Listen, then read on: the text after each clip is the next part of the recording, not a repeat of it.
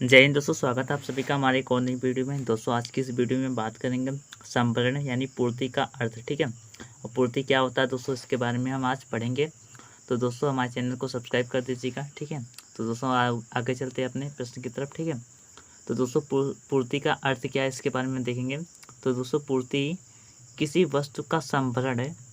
ठीक है, पूर्ति उस वस्तु की वह मात्रा होती है जिसे किसी निश्चित समय तथा किसी निश्चित कीमत पर बेचने के लिए बाजार में प्रस्तुत किया जाता है। ठीक है, दोस्तों थॉमस ने क्या कहा था? थॉमस के शब्दों में वस्तुओं का संभरण वह मात्रा है जो किसी बाजार में किसी निश्चित समय पर विभिन्न कीमतों पर बेचने के लिए प्रस्तुत की जाती है। ठीक है, और एक मिनट बता रहे हैं। जिस प्रकार किसी वस्तु की मांग उसकी कीमत द्वारा अत्यधिक प्रभावित होती है, ठीक है, उसी प्रकार किसी वस्तु के संभरण पर, ठीक है, उसकी कीमत का गहरा प्रभाव पड़ता है। ठीक है, अतः किसी वस्तु का संभरण किसी निश्चित कीमत पर ही होता है। इसी प्रकार किसी निश्चित समय के अभाव में वस्तु के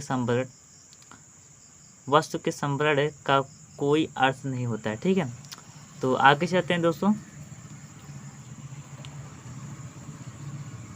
संभरण का नियम, ठीक है, यानी पूर्ति का नियम, लॉ ऑफ सप्लाई। ठीक है, तो इसकी व्याख्या करते हैं दोस्तों। किसी वस्तु की कीमत तथा बिक्री के लिए प्रस्तुत की गई उस वस्तु की मात्रा के संबंध को प्रकट करने वाले नियम को, ठीक है, संभरण कहते हैं। ठीक है, किसी वस्तु की कीमत तथा बिक्री के लिए प्रस्तुत की गई उस वस्तु की मात्रा के संबंध को प्रकट करने वाले नियम को संभरण कहते हैं। ठीक है, यह नियम बताता है कि यदि अन्य बातें समान रहे, ठीक है, अन्य बातें समान रहे तो किसी वस्तु की कीमत के बढ़ने पर उसका संभरण यानी पूर्ति बढ़ता है तथा कीमत घटने पर, ठीक है, उसका संभरण घट जाता है। ठीक है, इस प्रकार किसी वस्तु की कीमत तथा संभरण दोनों एक ही दिशा में चलते हैं।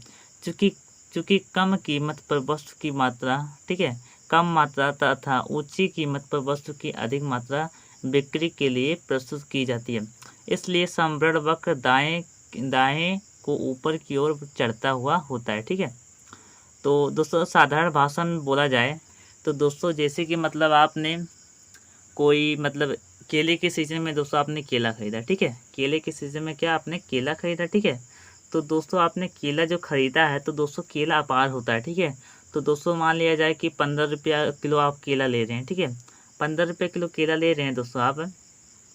ठीक है, तो दोस्तों आपको फ़ायदा कितना मिलता होगा? 1 से 2 रुपया। ठीक है, लेकिन दोस्तों यदि मान लिया जाए केला का सीज़न नहीं है, आप सेब बेच रहे हैं। ठीक है, सेब कम से कम मान लिया जाए 120 रुपये किलो बेच रहे हैं। ठीक है, 120 रुपया किलो बेच रहे हैं, तो दोस्तों आपको कम से कम 40 रुपया तक 40 रुपये का फ़ायदा मिल रहा होगा। ठीक है, तो आप बेच रहे हैं। ठीक है, तो दोस्तों इसमें यही साधारण भाषा में बता रहे हैं कि दोस्तों आप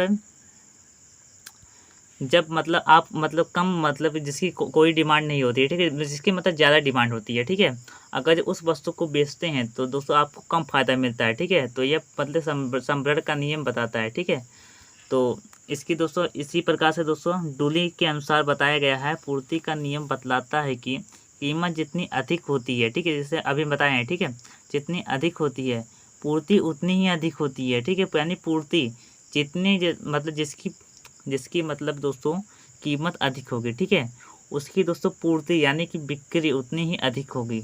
ठीक है, जितना दोस्तों आपको फ़ायदा अधिक होगा। ठीक है, तो अथवा कीमत जितनी कम होती है, ठीक है, जितना दोस्तों कम होती है, ठीक है, पूर्ति उतनी ही कम होती है। जैसे दोस्तों हमने बताया कि मतलब केला है, ठीक है, 12 रुपये 15 रुपये किलो बेच रहे हैं, तो दोस्तों उतना लोग नहीं खरीदते होंगे। क्योंकि दोस्तों यहाँ नाते नहीं खरीदते होंगे क्योंकि दोस्तों केले का ज़्यादा सीजन हो, ठीक है, इसलिए दोस्तों आप केला अपार है। ठीक है, जैसे बोलते हैं ना सर्दी का सीज़न है तो सर्दी के सीज़न में केला नहीं खाना चाहिए। ठीक है, इस प्रकार से तो दोस्तों इस प्रकार से वाटसन के शब्दों में बताया गया है।